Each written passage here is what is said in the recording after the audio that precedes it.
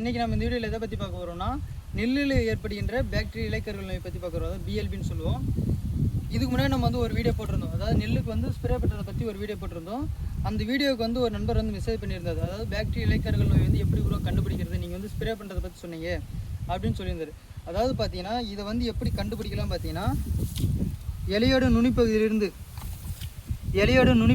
பார்த்தீங்கன்னா கீழ் நோக்கி அந்த நடுநரம்பு நோக்கி இளஞ்சிவப்பு நேரத்தில் அப்படியே கறி வந்துச்சுன்னா இதுதான் பாக்டீரியா இலைக்கருகள் நோய்.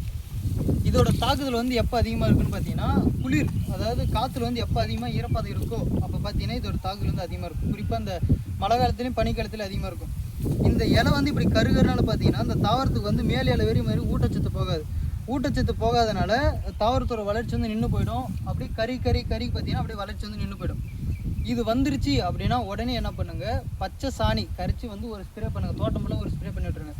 அப்படி இல்லைன்னா அக்ரிமைசின் 300 கிராமும் அதோட ப்ளஸ் காப்பர் ஆக்சிக்ளோரைடு 1200 கிராம் ஒரு ஹெக்டருக்கு 500 லிட்டர் தண்ணியில் கலந்து ஸ்ப்ரே பண்ணி விடுங்க.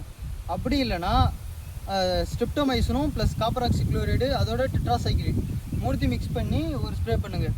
நீங்கள் ஆர்கானிக்காக விவசாயம் பண்ணுறீங்க அப்படின்னா வேப்பங்கொட்டை சாரும் நீம் ஆயிலும் ஸ்ப்ரே பண்ணிவிட்டீங்கன்னா நல்லா இது டிசீஸை கண்ட்ரோல் படுத்த முடியும். இதை நெல் சாகுபடி செய்கிற விவசாயிகளை ஷேர் பண்ணி விடுங்க ஃப்ரெண்ட்ஸ். தேங்க்யூ.